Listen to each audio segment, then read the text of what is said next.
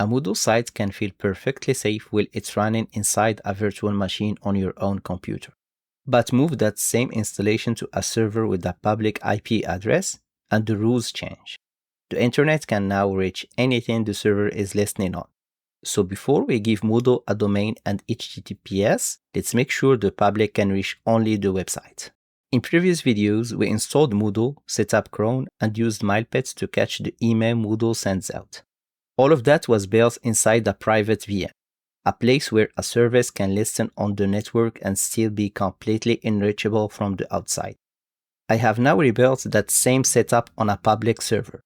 I choose the VPS, but it can be any server as long as it respects the minimum required for Moodle. Here is why that's such a big deal. On a public server, listening on the network can quietly mean listening on the entire internet. Apache should be public, that's its job, it serves Moodle. But MariaDB has no reason to take outside connections. It only ever talks to Moodle, right here in the same machine. And Mailpit really should not be public at all, because its web interface puts every captured message on display. So think of this video as the bridge between a working Moodle install and a safely exposed one. We will see exactly what's listening, confirm the firewall that's already guarding the box, keep MariaDB local, put Mailpit back to loopback, point Moodle at its public address, and then prove the boundary actually holds. It's the focused set of steps that earns us the right to add a domain and HTTPS in the next video. Welcome back to Open Education Operations. Let's do it.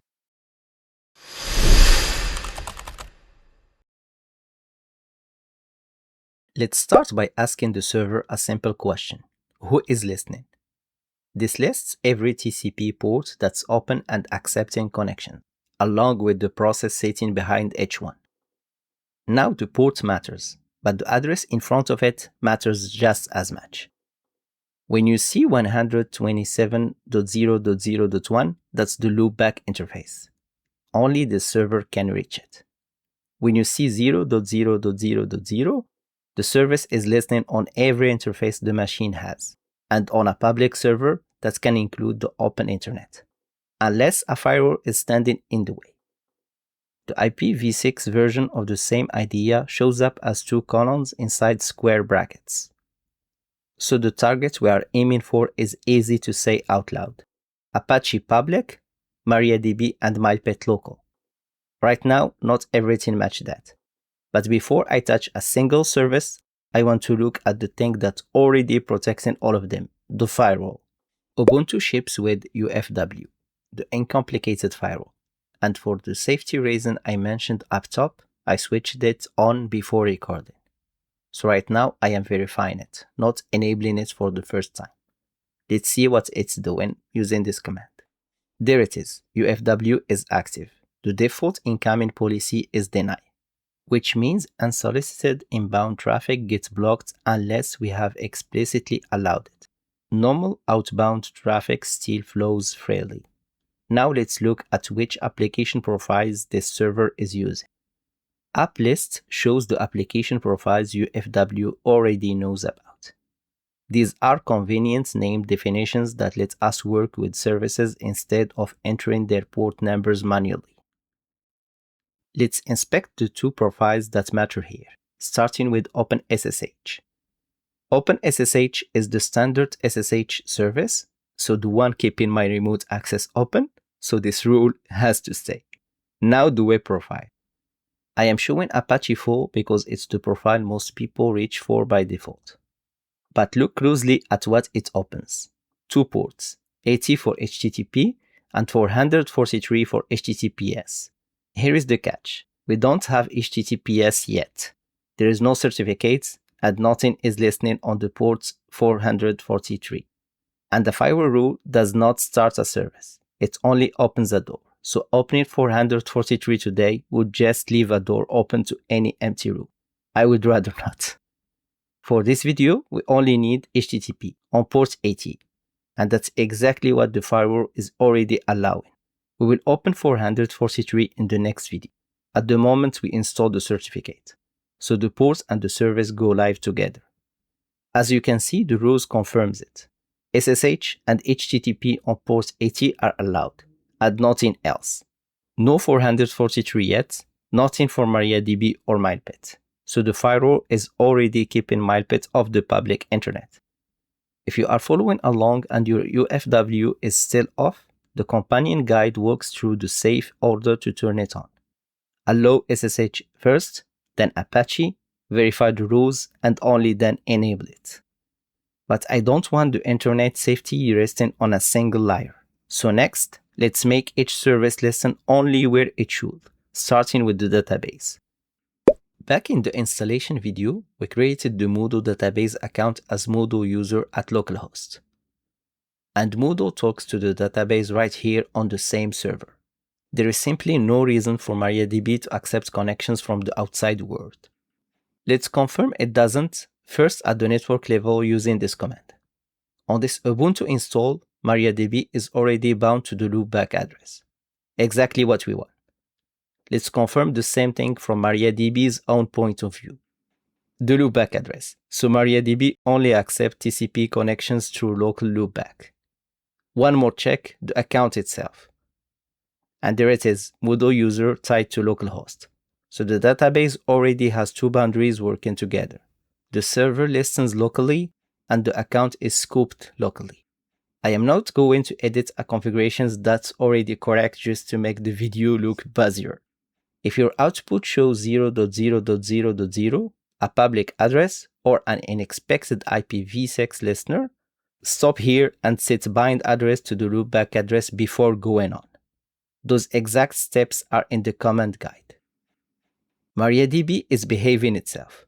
Mailpit is the one that actually needs a change. Let's see it in the next step.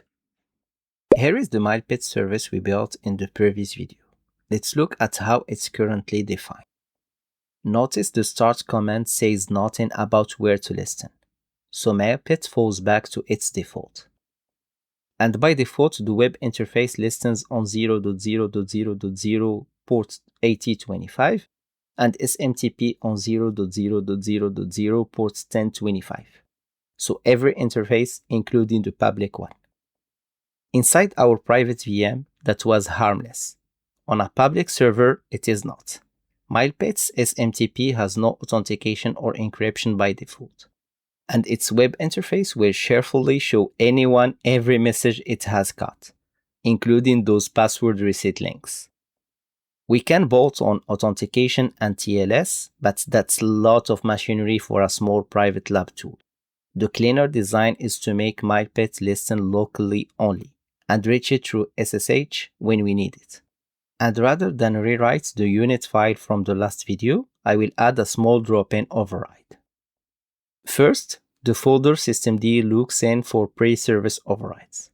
That's the unit name with service.d on the end. Now the override file that goes inside it. That empty exec start line clears the original command, and the line after it sets the new one. Same database, same everything. The only real change is that both listeners now sit on loopback. Let's reload systemd and restart Mailpit. Daemon reload makes systemd reread its unit files so it actually notices the override we just wrote. Now restart Mailpit so it picks up the new listen addresses. And a quick status check to confirm it can back up cleanly. Okay, active and running. Now the proof at the network level. Both listeners now start with the loopback address, which means Moodle can still hand its email to Mailpit at the loopback address in the port 1025, exactly like before, but nothing out on the internet can reach either port.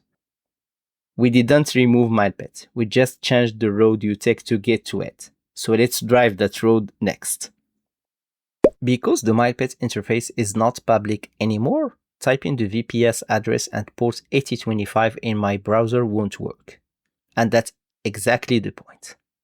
When I actually need the inbox, I can carry the connection inside SSH instead from a PowerShell window on my computer using this command. The -L part maps port 8025 on my machine to port 8025 on the VPS loopback interface. The -n tells SSH I only want forwarding. No remote shell, so it just sits there holding the tunnel open. With that running, I can open this address on my browser. And Mailpit writes back, still completely private. It's writing inside my authenticated SSH session instead of being published as one more thing facing the internet. With the internal services box 10, there is one loose end left, the address Moodle still thinks it lives at. When we installed Moodle, we used localhost because it was running on a local VM. But on a server, localhost means the server itself, not the browser on my computer.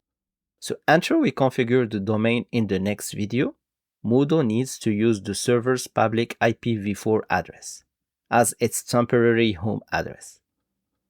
So let's see where things stand, first by checking the Apache's server name and also Moodle's www root. And notice I am gripping for just that one line, so the database password stored elsewhere in this file never lands on screen. Sorry for you curious people. Both still say localhost. I will drop my server address into a shell variable. Remember to use your IP address here instead. And I will echo it straight back, partly to confirm the variable holds the address I expect. And as a reminder that the next few commands all need to run in the same terminal, or the VPS IP variable will come up empty. Before I change anything, let's create root-only backups of both files, so there is always a clean copy to fall back to. That creates a backup folder only root can open.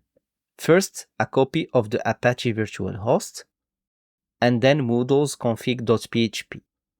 The -a flag preserves the original owner, permissions, and timestamps, so either file can go straight back if I ever need it.